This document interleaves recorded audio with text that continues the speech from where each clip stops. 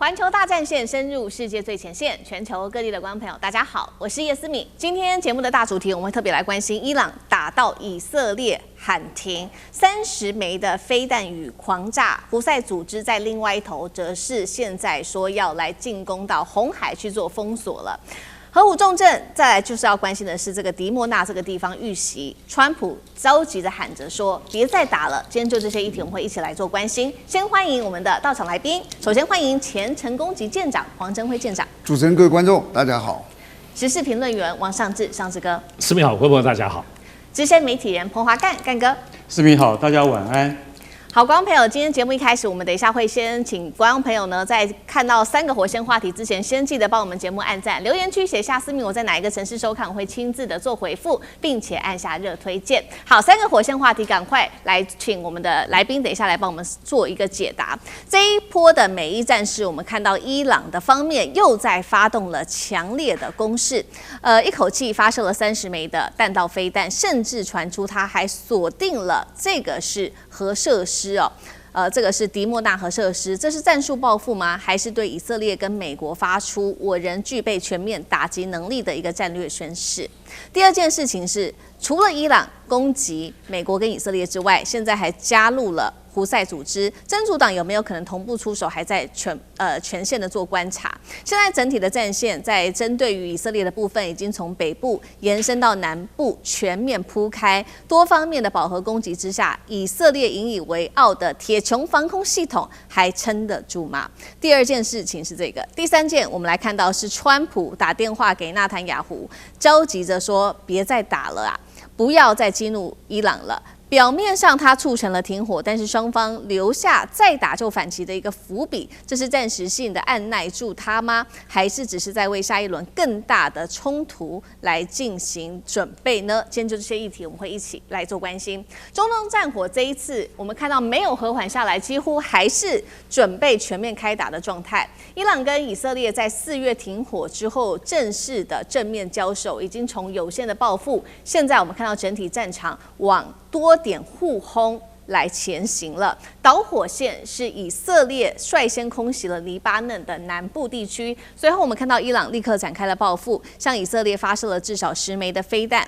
结果呢，以色列又在报复，这一次是对伊朗的西部、中部军事目标做空袭，也打击它的南部地区的一座石化设施。伊朗的攻势还不仅仅如此而已，我们看到革命卫队立刻是展开了大规模的攻势来做大反攻。从6月7号开始，伊朗对以色列发动了30枚弹道飞弹，打击范围涵盖了以色列的北部、中部、南部，包括了耶路撒冷的上空，都传出了各式的爆炸声响。我们看到这个飞弹击落的方向跟位置，包括了在以色列的北部，还有在约旦河的部分，南部的沙漠地区，还有多座的空军基地。重点来了，今天特别关注到的是在以色列的这个迪莫纳的这个核设施哦，因为呢，迪莫纳核子研究中心是以色列它目前为止最重要的核子研究中心所在地，所以呢，看起来似乎也是在威胁以色列。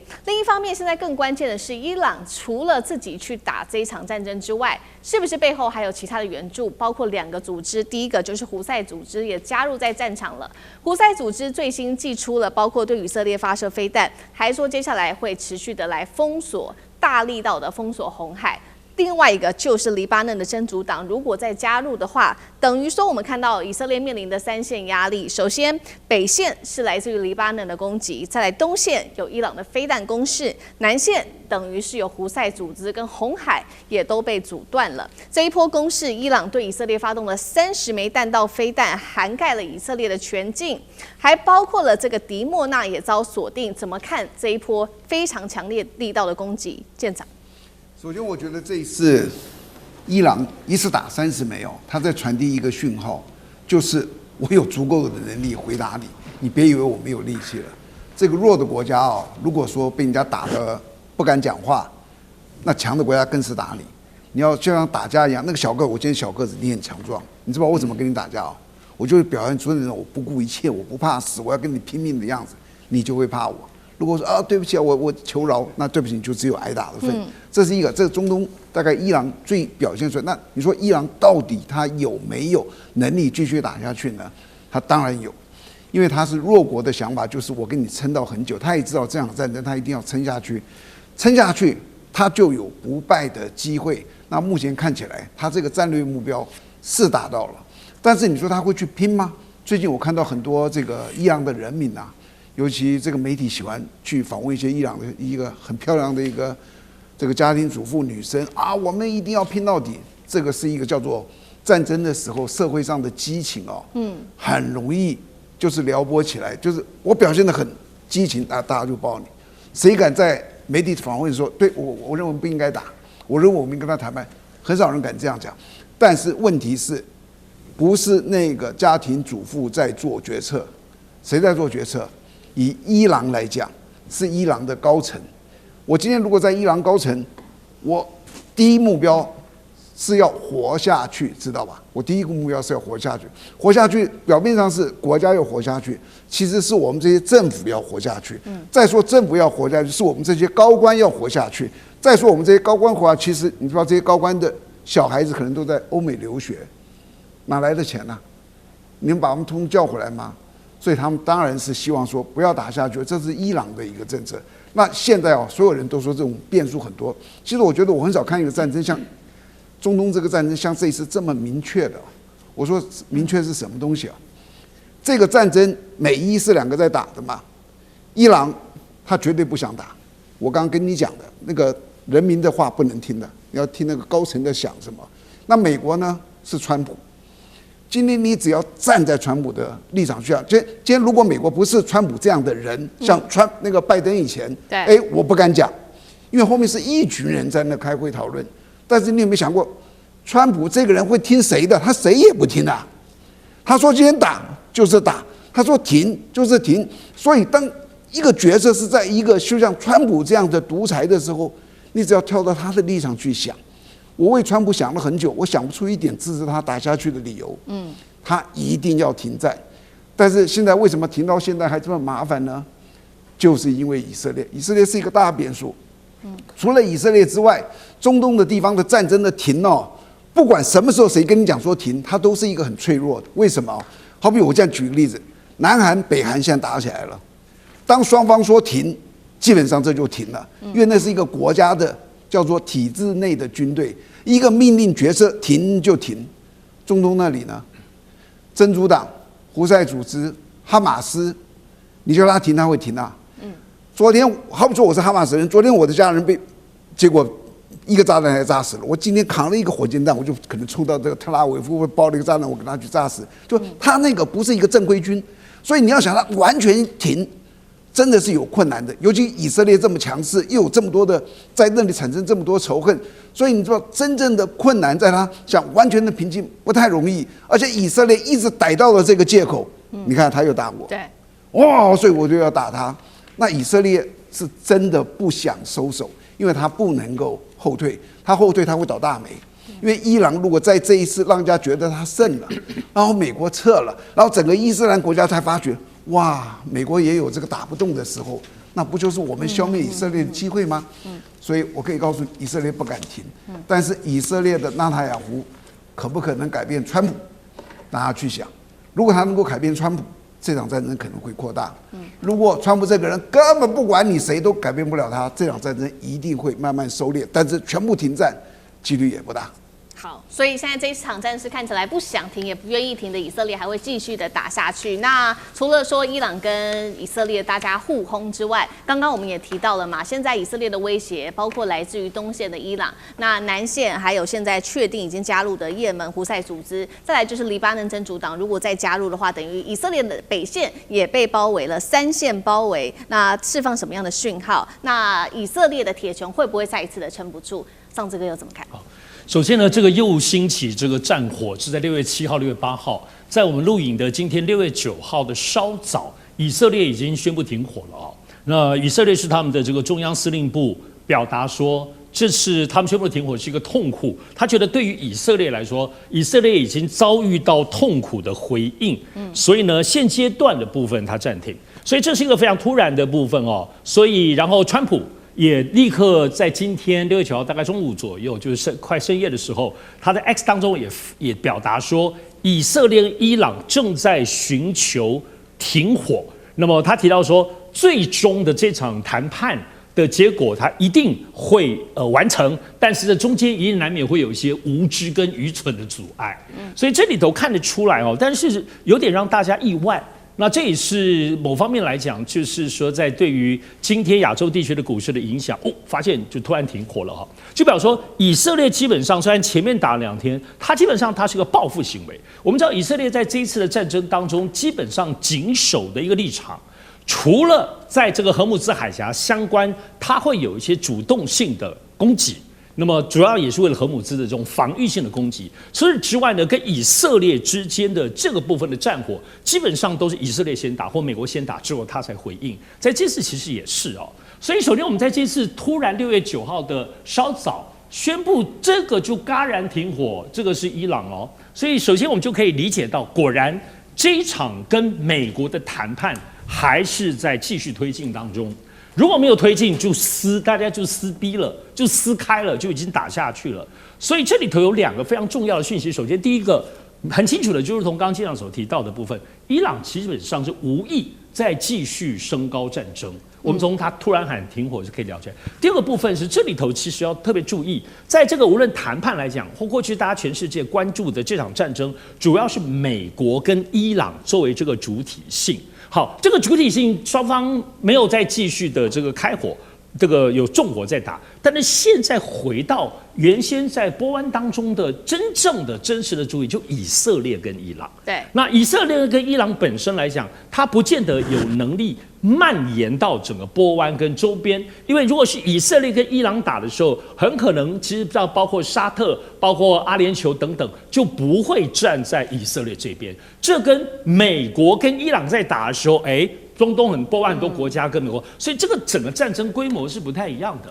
所以呢，当然现在以色列宣布暂停停火，是为了跟美国的谈判能够顺利再推进。然而，你觉得以色列能够真的就不继续再打伊朗吗？不继续去干扰或终止这场在推进的这场谈判吗？所以我们可以看到呢，其实川普在刚刚我们电视墙上看到，他其实已经在整个一开火，以色列跟伊朗打的过程里头，他不断的要求以色列要克制，以色列要停火。所以这里头可以看到，以色列作为一个干扰现在这个具体谈判过程，这是川普非常想要的，美国非常想要的，甚至应该是伊朗想要。可是看起来以色列没有要轻易的罢休，而且从内塔尼亚胡在前1个礼拜的谈话当中，他其实都是充满了战力。而且大家不要忘了，因为以色列的议会先前才刚刚通过这个绝对性的这个部分，基本上是否决了内塔尼亚胡当中的很多先前的一些备战的准备。所以事实上，以色列内部的民众究竟是跟纳坦雅胡站在一起，也是要打伊朗，还是这个真的以色列内部，大家也开始希望能够有一个停火的可能性。所以看起来现在停火本身，以色列内部也好，伊朗本身也好，美国的意愿也好，达成谈判，现在看起来应该就是中东乃至全世界，包括资本市场，大家共同的期待了。好，所以这关键点是这个纳坦雅胡至今还是不想要停战。那川普急了这时候打了2通电话给纳坦雅胡，那是不是也希望说能够立刻的停火？这是一个最新消息。另外一个最新消息是我们刚刚收到的是美国的阿帕契在这个荷姆兹海峡坠落了，到底发生什么事情？目前细节还没有出来，但是这个是这个中东战事爆发之后首次阿帕契掉落下来。那请华干哥来看，如果舰长等一下要补充，也帮我们补充一下。好 ，AH-64E 像这样子的系统很少会自己跌下来，但只有2种可能，一个可能就是后勤，什么后勤呢？就是因为 AH-64它是武装攻击直升机，那大家要知道，直升机在沙漠地带的环境里面，可是美军在这方面已经非常非常有经验了。从2次波湾战争的结果，他们对怎么样预防沙尘暴以及飞机出勤之后的维修，其实老实讲一句，美军在这方面是全世界最有经验的。可是现在你航行的地方是非常敏感的，叫荷姆兹海峡的上空。为什么？因为大家常看到说，哎呀，美国又拦下了伊朗籍的油轮或是货轮了，打中机舱，用什么？用地狱火飞弹。你对一个民用船用地狱火飞弹这种东西是谁在干的？就是阿帕奇直升机在干的。那所以说，他在海峡上空的这个勤务是非常吃重的。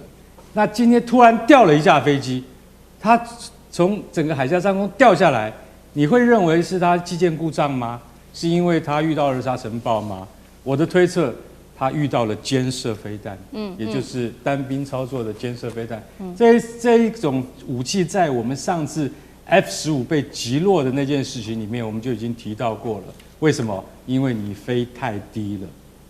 那因为这种单兵肩射的防空飞弹只有3公里的射程而已，非常的短，那代表说你飞得非常低。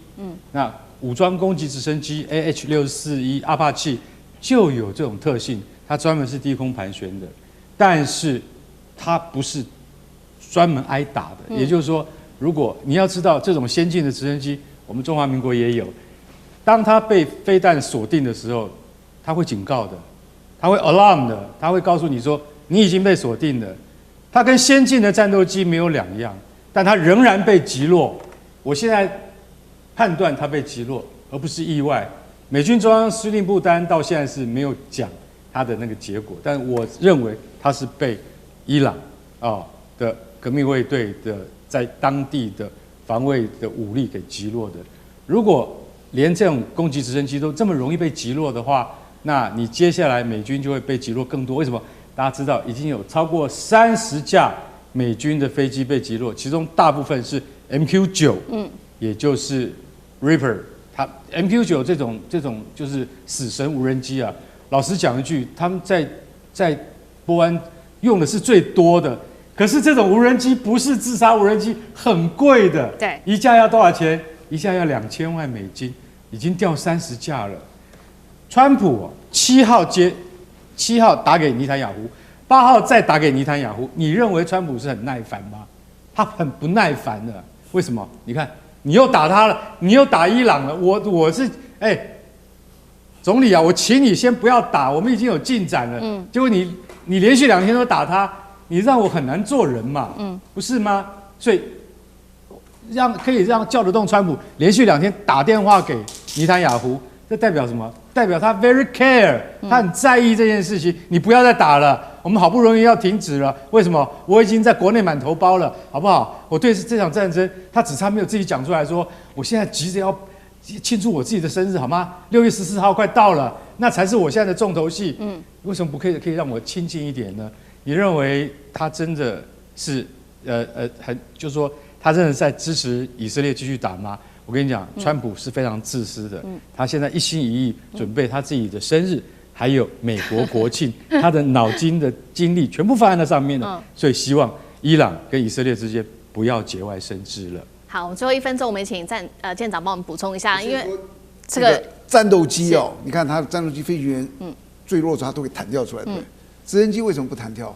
当然不能弹，它上面有个血印，弹起来当场战头，所以它不能弹跳。那他如果人物降下来，他却不死，2个人都没有死他不是伤得很重。如果他是导弹打的，通常他会爆炸会死掉。是。那所以可能是无人机打到他旋翼，可能是一个炮弹过去打到他某一个地方，你知道，就是他没有全毁，所以他下来之后2个人还活的，这是我目前的判断。至于他会不会故障，不知道，目前看到资讯完全找不到。好，谢谢舰长。那我们休息一下，马上回来。地缘政治、美中之争、战略价值、强权崛起、小国生存，现在与未来洞悉事件走向，掌握世界脉动，全球观点尽在环球大战线。好，我们要持续关心川普这时候消极的停战到底有没有猫腻呢？他这时候在看到了美国的物价高涨之际，他拿伊朗当作是物价飙涨的代罪羔羊。尤其呢，他这时候还不断的播放 AI 的歌曲哦，疯狂的自夸自己是全世界最受欢迎的总统。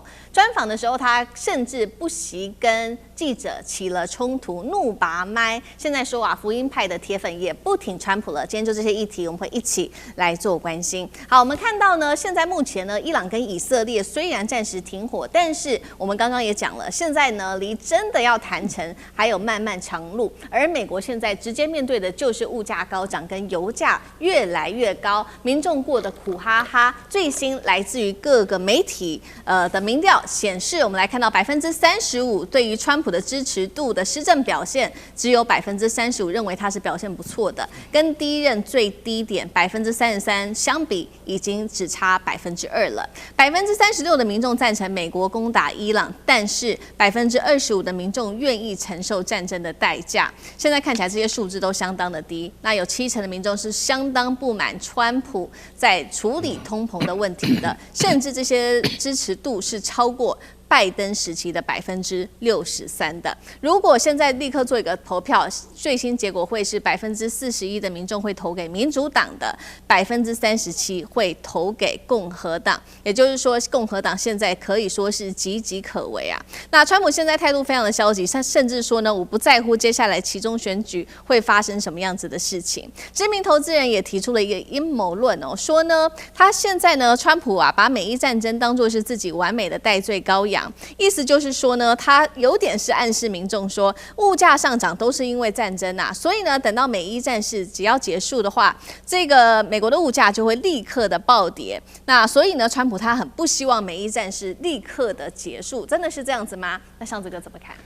这2天其实有关这阴谋论蛮好笑的，他的意思就是说，这个西夫他是投资人哦，不是什么智库，就是专家，他就说川普一点都不想这个美伊战争停止结束，说他会是拖，这不是很违常理吗？那西夫的解释说，主要是因为现在美国这个通膨物价上涨到一个很严重的地步，而这实际上是2025年川普在关税啊搞得乱七八糟，全美国的物价就乱掉了。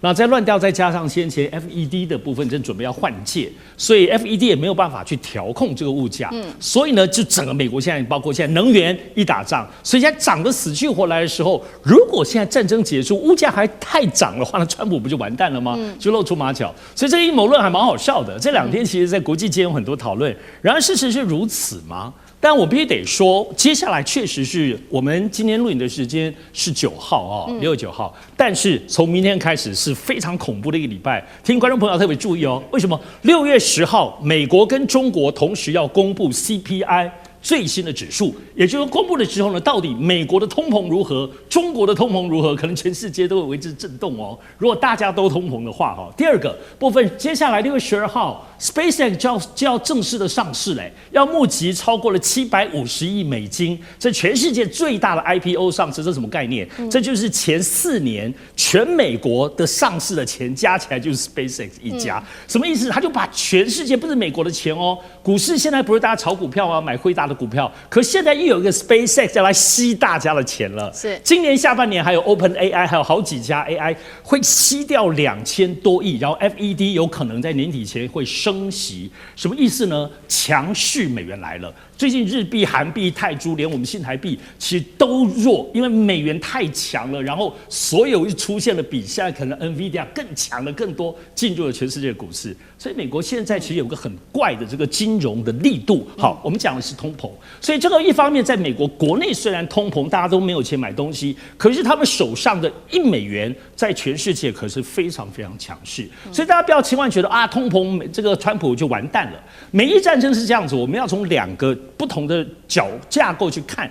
第一，现在正在谈判，所以如果谈判谈出结果，可能就结束了。但是呢，差别是伊朗要的东西是什么？伊朗首先要永久停火，第二个，他要他们的被扣押在美国、全世界当中的超过300多亿美金要还回来。第三个，荷姆兹海峡他们要控制住。然后呢，核浓缩铀感觉起来他们最近这个月有松动，而在美国方面，川普就是要浓缩铀。要处理，其他都可以谈。所以你看看哦，他们没有什么太冲突的地方，所以真的如果一谈就结束了。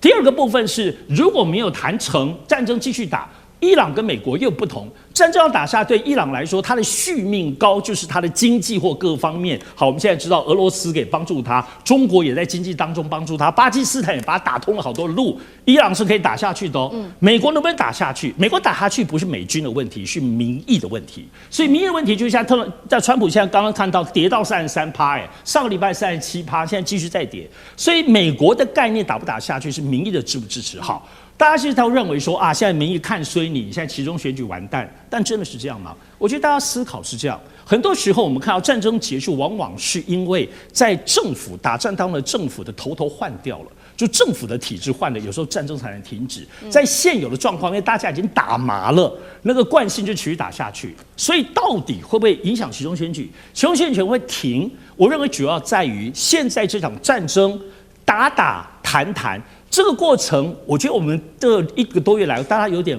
麻痹了。对，所以也就是说，如果美伊战争还在打，还没有结束，但是它最终对于其中选举没影响了。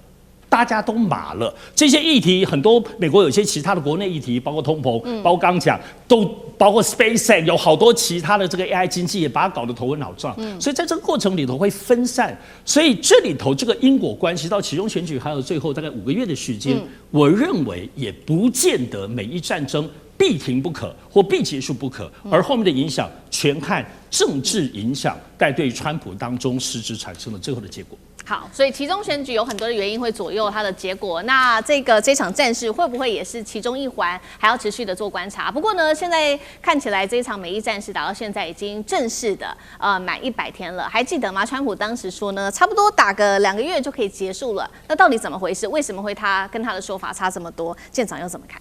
首先啊，这个川普对自己太自信了，而他这个自信呢，因为他长期以来还担任是大老板。所以他们认为他无所不能。我记得我曾经听一个朋友讲，因为他在美国工作，有一次台湾的一个非常非常大的一个公司老板要到美国去设厂，那他当时跟着旁边在那走，他们看到一片荒地，那个大老板在那里讲了很多的事情，我要这样那样那样。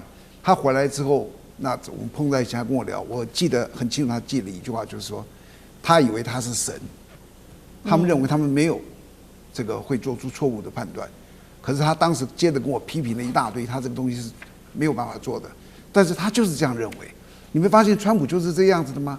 川普认为什么就是什么。他说你台湾拖他金边，你就是拖他金边，他不听任何的一点。好，这个时候你就知道，川普在商业、在谈判、在交易，他很厉害。可是川普有一个最大的致命伤，他不懂军事。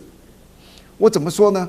像开始川普开战之前呢，我记得他28号开战，对不对？我27号，我不晓得在哪一个这个节目啊，我有特别分析，我分析了大概6点还7点，说不定就是这个节目。我说，川普绝不会动手，因为他不可能动手，他怎么可能去打伊朗？可是他动手打了。那接着我觉得奇怪，你怎么会去打他呢？那接着又过了一阵子，我突然听到说，川普说我们会派美军护航，荷姆斯海峡被封锁啊。我们会派荷姆斯那个美军护航，然后收费会很低。我不晓得多少人还记得这句话。我当时听到这句话，我就知道川普在军事方面标标准准的外行。那你既然外行，你就应该要听底下的意见啦。我告诉你，川普这种人是不听的。我说什么，大老板就是这样的。我说什么就是什么，他认为是神，直到这个碰到黄河，他才会心死。大概就是这个样子。那你看看，那我为什么说伊朗他不会输呢？伊朗有一个先天的，就是地理环境。你去看那个伊朗，你到了伊朗就知道，它整整一圈外面有一个铜墙铁壁，没有一个地面部队能进去，这是第一个原因。那以美国的这种实力啊，他坦白讲，美国尽全力，他也可以打进伊朗。可是你要知道，美国的第2大缺点是什么？你们可能想都想不到。它太民主，所有的世界的智库、智囊、军事家在评估2个国家在打仗的时候，就算这2个国家一模一样，实力一样，军事实力一样，但我们接着要评估战斗意志嘛。越民主的国家扣分越多。你们知道吗？这就是实际的这个军事，就越民主你越难打，大家意见一大堆呀。你看北韩打，如果说跟某个国家打仗，他们社会会有很多意见吗？他们媒体会有很多意见吗？每个人觉得站在镜头喊的要效忠要这样，这是第二个，因为他民主。然后第三个就是川普太投机。川普一直认为这个东西可以速战速决，结果发觉没有办法速战速决。川普的第二个毛病就出现了，他没有耐性。他只要拖，他才不跟你拖这么久。所以他现在一心一意的就是结束，结束，这是他最大的一个念头。好，还要结束这场战事这个对外的战事，希望能够提升自己的民调。那刚刚我们也提到了，对内有严重的通膨问题等等但是呢，川普还是不让任何人质疑他。最新我们要来看到，他直接在社群上面公布了一段粉丝为他制作的 AI 生成音乐影片。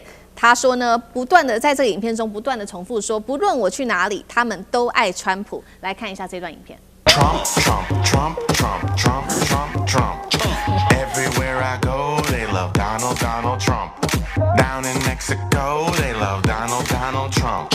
Flew to Italy, they love Donald, Donald Trump.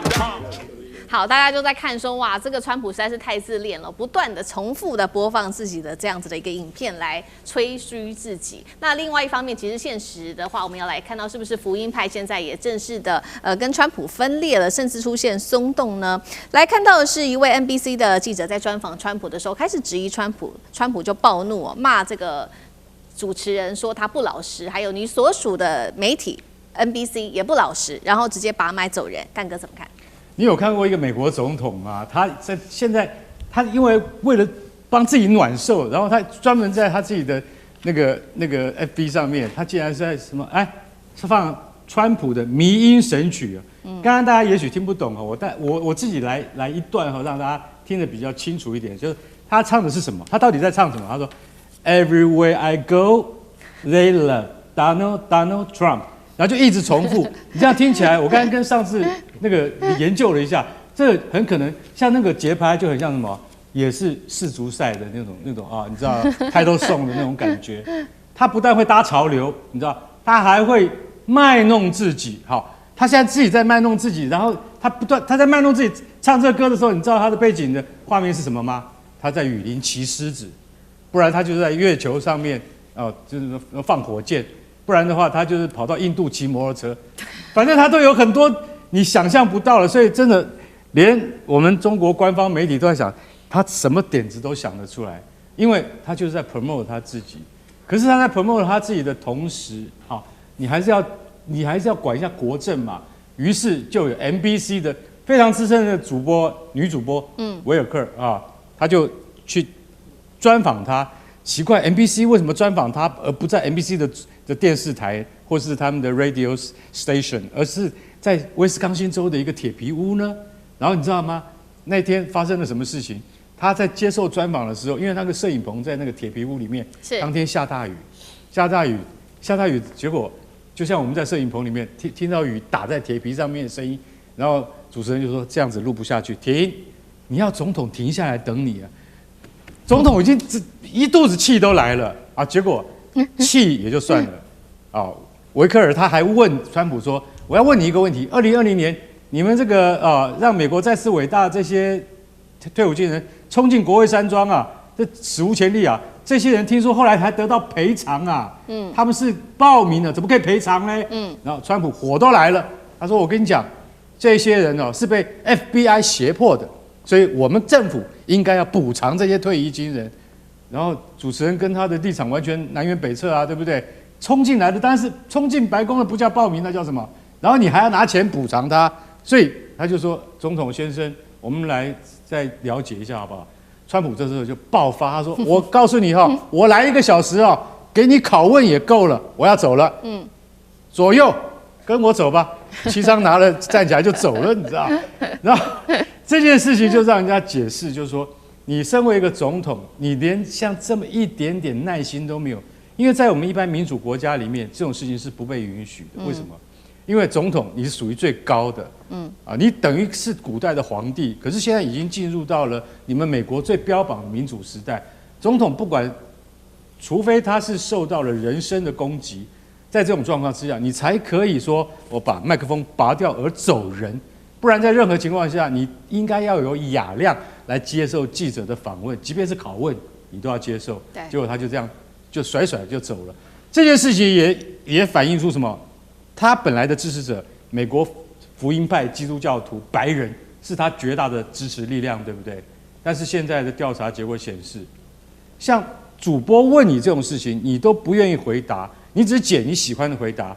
那很多白人福音派的基督徒就认为说，你讲过一句话，就是我要消灭伊朗的文明，这个是上帝绝对不允许的。为什么？几千年的古国，你可以征服它，但你不能说你要消灭它。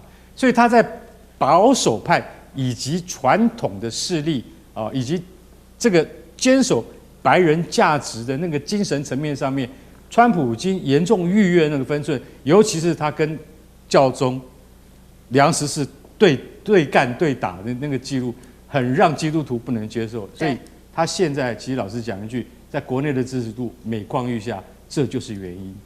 好，谢谢干哥。那我们休息一下，马上回来。地缘政治、美中之争、战略价值、强权崛起、小国生存，现在与未来洞悉事件走向，掌握世界脉动，全球观点尽在环球大战线。好，接下来我们要关心到的是俄乌和谈破局进入倒数吗？今天要来看到的是这个时候呢，普丁其实是拒谈的，泽伦斯基这时候则是拉拢欧洲国家，战争现在看起来已经从这种前线的消耗战转为向本土大规模的轰炸了。今天也邀请观众朋友一起来做讨论的是在留言区写下，如果您认为接下来会发生的夏季总攻全面引爆在俄乌双方的话，留言写1；如果您认为不会，可以留言写2。好，我们今天来深入关心那到底这一场夏季总决战会不会来呢？因为现在俄乌双方都在大兵集结，包括了俄军集结他的兵力，准备扩大他的攻势，乌军则是频繁的打俄罗斯，他的本土还有他的补给线。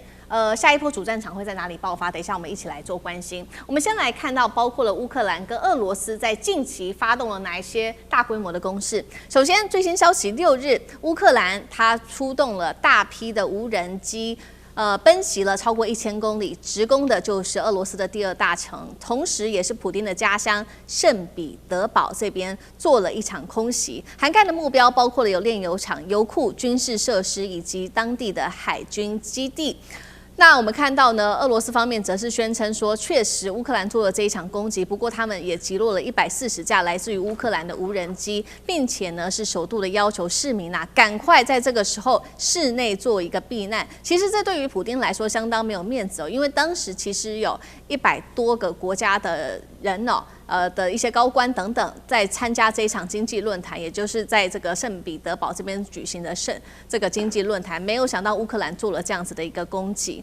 那另外一方面，乌克兰的攻势还有摧毁了这个后勤补给，就是俄罗斯的后勤补给。从5月份到现在做了一个统计，超过200辆的军用卡车，30多辆的运油车都被攻击。再来呢，乌克兰方面也祭出了他们国产的75公斤双弹头的这个无人机，叫做巨兽，再加上这个神风无人机，重创了克里米亚，还有连接在关键物流枢纽的这一座桥，这个桥叫做琼加尔大桥。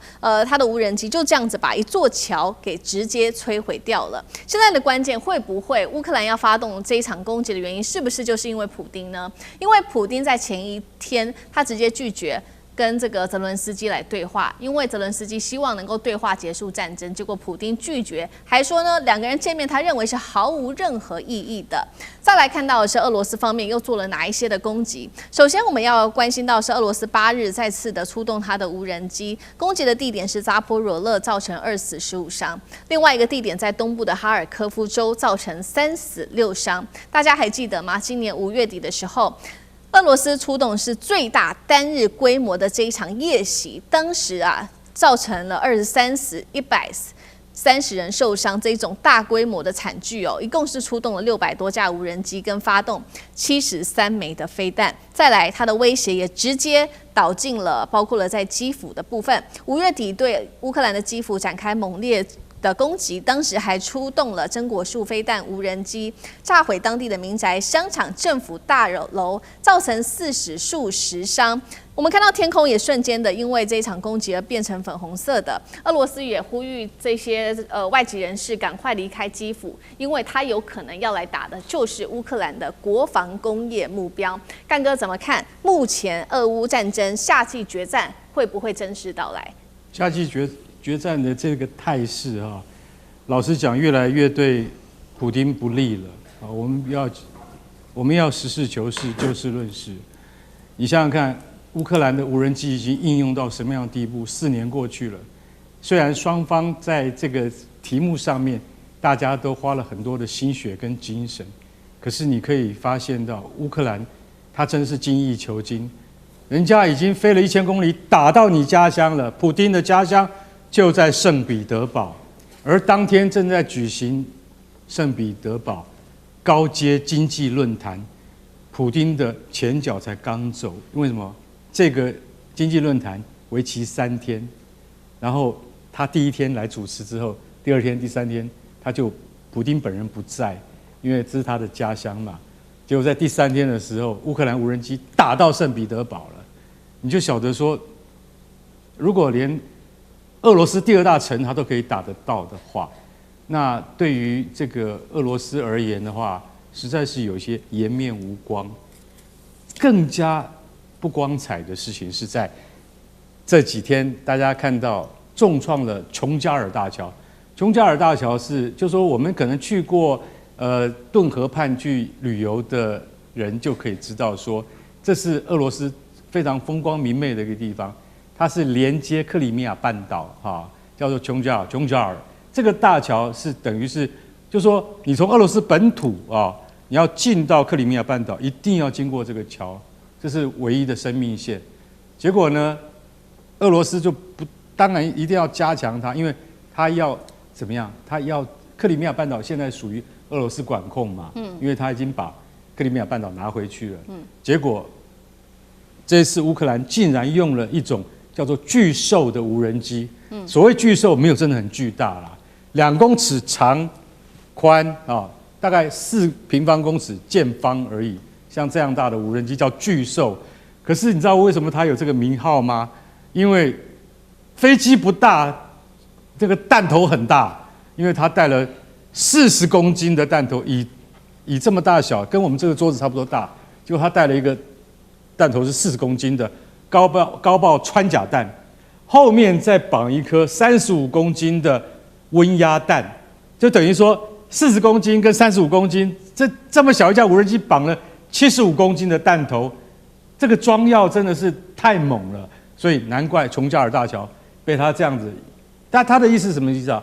我大概解释一下给大家听，就是说，当这40公斤的弹头打中了混凝土的桥面的时候，你不见得能够使它真的垮掉，对不对？后面的35公斤的温压弹头再打进里面去，就可以保证它的结构会受损。所以这个技术我们今天讲一句实在话，美国人也不见得有这么高超。结果乌克兰的独立第234旅他做到了。那所以说你可以想得到说，难怪现在我们都看不到战车在路上跑了。那请问一下，以后都是用那个无人机来解决问题吗？而无人机要利用到淋漓尽致，乌克兰军队真的做到了。现在还有个传闻，我们俄罗斯士兵1天要面对的不是1架无人机，是一个人要面对10架无人机。为什么？用大数据算出来了。为什么？我们知道我们自己的部队出了掩体会碰到多少无人机，我们算过以后发现，一个人要面对10架，所以你必死无疑。如果战争打到这个阶段的话，我不知道普丁你还有什么更好的计策。虽然俄罗斯部队每天击落了上百架无人机，乌克兰就是做得出更多的无人机。所以我觉得，如果说在战术目的达到，可是战略目标仍然不能达到的情况之下，是不是这个战争应该要缓一下？不然这个夏季过去之后，恐怕两边都无力再继续进行这么规模庞大的战事了。好，所以这个战事在夏季持续的开打，会不会越打越严重？等一下我们请舰长也带我们看。那刚刚干哥其实提到的这个巨兽是来自于乌克兰的部分，那普丁呢则是出动了，刚刚也提到了嘛，极音速飞弹哦，也都出来了这个真果树。未来这个战场谁到底可以主导？那舰长又怎么看？俄乌战争的发展啊，令我也很意外，其实令很多人都很意外，因为为什么呢？因为北约啊，主要就是靠美国，那川普要抽腿走。所以你可以看到，32个国家走了一个最大的国家，这个国家是一个最强的，又付出最多的。当他走的时候，你就要第一个就31个国家谁来领导？所以当初所有人都分析，他会这个分裂，他会瓦解。那分裂瓦解，谁还再来支持乌克兰呢？所以这个战争只要美国表态了之后，基本上就结束了。啊，乌克兰会很惨。可是像刚刚华干兄这个说的，的确这个转换让我们很意外。这中间除了无人机的转换之外啊，我还看到一个东西，我知道说让我吓一跳。这个俄罗斯的经济出了很大的问题。2026年他编了一个中央政府总预算嘛，但是他也有预估，就是说我们能够收多少的税收嘛。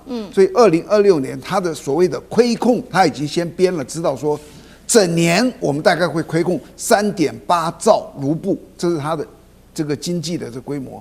结果第一季结束，他们亏空啊，就透支4.6兆，就是3个月，结果他亏空的是他整个年度就是亏空预算的125%，你就知道他经济真的出了很大的问题。而现在呢，你就会看到所有大的载台通通不见了，全是无人机，而且无人机哦，可能你们知道的还不是真正的数字。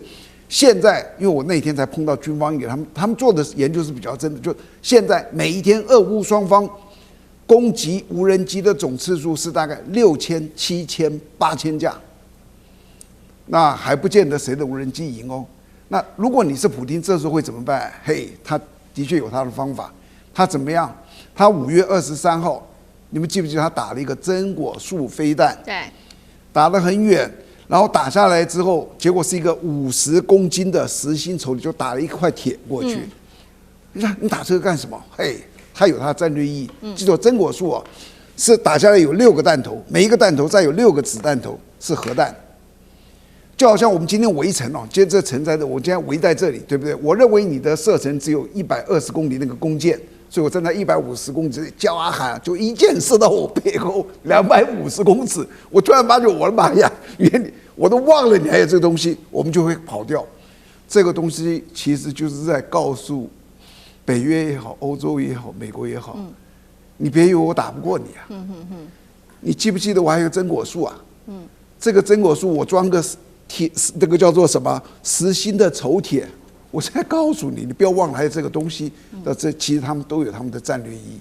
好，所以看到这个连真果树都出来了，让欧洲国家其实包括也还有乌克兰在内都非常的紧张。所以呢，我们现在看到在政治上的谈判到底有没有一些进展，能不能达到和谈的效果呢？我们先来看到这个普丁跟泽伦斯基各自提出了哪一些条件。普丁说呢，双方要和谈的话，现在他认为呢，现在看起来好像没有交集。他说俄罗斯必须要达到战略目标，我们才会停手。那这些战略目标就是他一开始所设的嘛，说乌克兰不能加入北约，并且必须要撤出顿内茨克、卢甘斯克、赫尔松跟扎波罗热。再来呢，乌克兰方面有一个最新进度，就是泽伦斯基跑去英国了。这一次跟3国的领袖会面，包括了英国、法国、德国3国领袖，他们提出了一个5大和平的前提。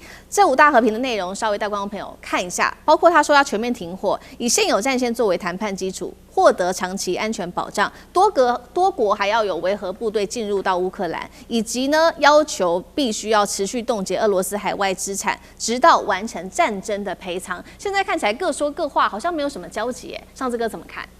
这俄乌战争，其实在大家更关注波湾战争，因为那边有油嘛，有能源。其实确实在6月初的时候，其实又掀起一波高潮。但主要因为5月底的时候呢，乌克兰无人机去打这个卢甘斯克那边，把那个20多个小学生中学生弄死了。那其实这里头就造就了6月2号的时候，那普京其实的一个巨大的报复。都知道，其实把基辅还有全乌克兰地方炸得死去活来，大概出动了，大概打了到73枚飞弹跟600多个无人机，我是指俄罗斯这里。所以这是这一波6月初的高潮。真的炸的真的很恐怖。我看基辅真的是很多繁荣的地方，过去打了3年战争都没有损害的地方，这一波都被炸掉了。当然，乌克兰也有回击，但是最重要的是6月初，因为6月2号这波轰炸，6月4号泽伦斯基的写了一个长达1800多字的公开信，当然他提出了先前部分说大家可以谈判在瑞士、土耳其，但是要美国、欧洲。好，这封信出来，大家一开始觉得泽伦斯基是不是要求饶啊？写那么长。1800字很多，结果为什么普京很生气？我自己看了里面的内容，1800字里头当然讲了很多东西，提出了这些条件之外，他竟然在里面说这个普京执政了26年，说普京年纪大了，等等之类的。所以为什么普京会很生气的说绝对不谈？因为他觉得他说他粗鲁无礼，毫无诚意，所以而且是毫无意义，就是因为里面对于普京夹杂这个私人攻击，是好，所以这一波又变成这样子，大家又没有办法，真的好像真的有机会来谈和平。其实这样子打下去的时候，其实还是都知道要打就这样续命高。俄罗斯现在不是这样，到他现在有可以卖油，而且现在跑去北京跟中国还是签了一些经济的部分的这个支援。但最重要的是乌克兰又拿到续命的钱了哈，因为现在的欧盟已经正式要拨给他先前预计的900亿欧元，600亿要研究军费，300亿是他们的民生财政。好，600亿里头最新消息，现在是乌克兰除了他们在这次战争当中无人机就乌克兰搞起来的哈，带作战，然后全世界都看了。可是他最新宣布说，他要现在机器人，2027年要有1万架机器人要上战场，看起来也不是吹牛的哈，因为他们现在真的有足够的钱来开发，而且欧盟要开发这件事情，透过乌克兰。所以现在这一波6月初的这波高潮打得这么凶，是一度好像可以谈判要和平，就最后呢还是各归本位，依然还是无解。好，谢谢尚志哥。那我们休息一下，马上回来。地缘政治、美中之争、战略价值、强权崛起、小国生存，现在与未来洞悉事件走向，掌握世界脉动，全球观点尽在环球大战线。中美科技战再度的引爆了，这时候川普逼北约要拆除华为、阿里、百度、比亚迪，全部竟然都被列入在国防部的黑名单当中，到底怎么回事？赶快一起来关心。这一次呢，美国不只是在自己国内，美国要封杀华为，还跟这些北约国家、欧洲国家说呢，要求这些盟友跟着一起拆除所有华为的相关设备。来看到最新消息，来自于彭博社的最新报道，美国国务院已经向北约各国的官员说，应该动用你们的防务的资金拆除华为的设备。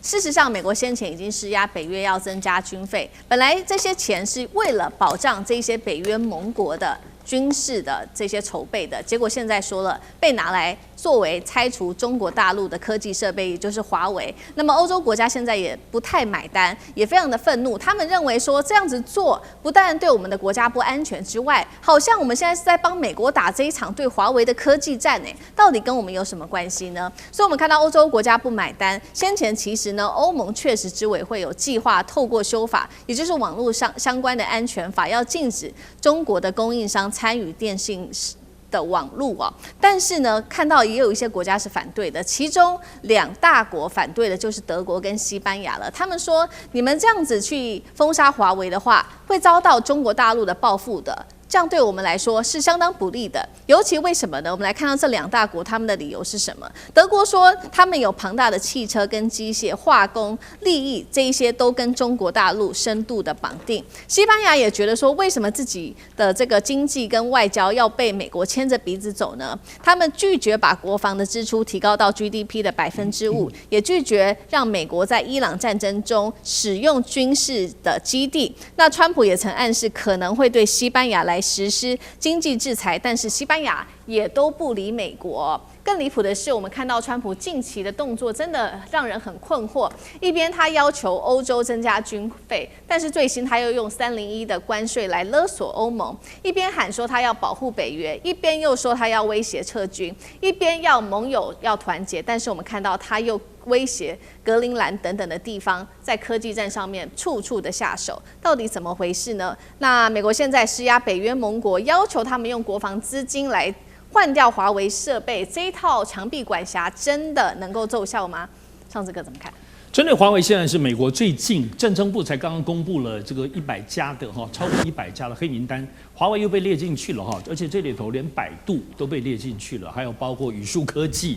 那当然这里头美国政政部的里头没有惩罚，它是作为一个在监督跟可能跟中国大陆军方相关的一些中国大陆企业。好，华为现在在这一波又出现，但我认为这不是一个特别重要的大的事件，但它是个连续性的。怎么说？欧盟现在要对付中国这件事情，从今年5月份到6月份开始是非常非常高密集，是难以想象的。当然，真正华为这个东西，其实就只是包括可能美国方面也有要求，它这个通讯安全的部分的考虑。但真正的是欧洲的出重手，还是在于对于钢铁。我想在我们节目之前其实有谈过，因为钢铁的影响对于欧洲自己，特别像德国、法国这些有重工业的部分，因为他们真的是整个关税多1倍，是对于自己本身欧盟的这些需要钢铁的产业是很难以想象的。而且对电动车、对于利农的这个逆袭器，基本上逆电器。基本上还就是对于都是针对中国而来，但这些都不重要。我请大家观众朋友一定要注意，欧盟现在在做的就有关一个关键字，一定要记得叫做 IAA。这个 IAA 我不详述基本上就对中国所有各式各样的，包括中国企业到欧盟来投资，中国企业要来欧盟当中要建厂，基本上是非常非常高的门槛，而且惩罚性，而且要求中国你不只要用招聘很多的欧洲的员工，你要把你的技术要吐出来，要给我欧盟。所以这里头，我相信接下来6月之后，欧盟跟中国之间在经贸方面的对抗会越来越严重，不只是荷兰单独的国家，是整个欧盟，大家要特别关注一下。好，那同样的问题，舰长又怎么看呢？首先，我要特别讲一下这个所有的跨国企业它要经历3个关卡。你别以为做生意我有一个好东西，我就能够天下通行大赚钱。对不起，有3个关卡。第一个关卡一定是我做生意的时候，我一定要有一个技术是你做不到的。那我这个技术做出来的东西，我的东西可能比你便宜，一样的功能，就是我要赢你，这个 CP 值要高，这是第一个关卡。你做不到这一关，你很难站立。第二个关卡是资金。就是好比说，你像那个台积电这一个都是200亿、300亿美金，你出得起吗？我们全部斗起来也斗不了，你们公司起来也斗不了，你知道吗？那个资金是第2个关卡，这2个其实我可以告诉你都容易克服，因为只要你厉害，你都可以。第3个，非常非常之难，政治。所有大到一个程度，我告诉你都是动用国家的力量打压你。然后美其名都是我要保护我们国家嘛，所以我在打，所以真的很困难。但是你说它这个东西到底会不会有用？因为我还是要特别讲，因为我看过一次任正非，因为我很担心华为这样被全世界打。有一次任正非接受访问的时候，那个记者问他，看完之后我真对他佩服极了。那个记者问他说：“如果人家限制你，就是人家用国家力量限制你的5G 呢？”任正非说的，他说如果他们做的比我好。比我便宜，就是速度更快，品质更好，也不会这个阻塞。我建议你就是用他们的，但是你试试看，是我的好还是他的好？就是说所有的生意，我在做生意，商人哪有什么祖国？商人无祖国啊！你一天到晚跟我讲爱国爱国，好，我为了爱国，然后我的生意亏了，你补贴我吗？你也没有补贴我啊！所以你知道，在商言商，这就是为什么商人无祖国，最后还是比。谁是厉害的 CP 值好？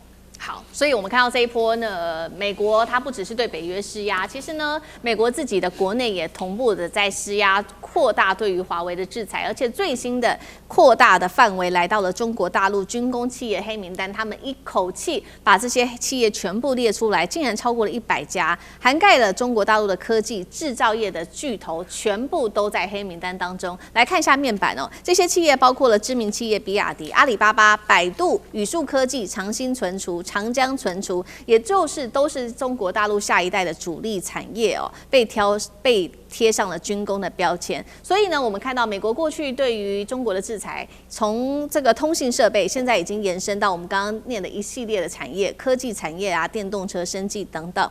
中国驻美使馆则批评美方正在泛国安的概念打压中国企业。干哥怎么看？对啊。舰长刚讲对啊，商人无祖国的，你知道现在发生什么事情吗？你刚念了一堆，对不对？什么宇树科技啊、比亚迪啊、阿里巴巴。可是我可以跟你讲，现在碰到了一个连美国自己商人都要恐慌的事情，你知道为什么？因为这个清单里面啊，竟然列了一个叫药明康德。药明康德是中国最大的医药制作协同的厂商。你知道他常常在做什么吗？他帮美国最大药厂礼来进行临床试验，还有药品的推展的，这些都是药明康德在做的嘞。礼来把整个事情都是包给药明康德做。现在你知道发生什么事？药明康德你也进1260H 名单里面。我是做药的，我跟国防科技有什么关系？对不起，自从我们去年美国国会通过生物安全法之后，我们怀疑你，药明康德，你可能也跟中共中央啊这个连结，这表面上你是做药品的，但你后面这个生物科技啊，是对未来的军工产业啊是有相关联的，所以把药明康德也放进去了。那药明康德说：“那完了，那我们现在做药的也吃上官司了，也有事了。可是李来就不答应了，你知道为什么？因为李来说，你知道吗？你现在叫药明康德不能跟我们合作的话，那我们药要卖给谁啊？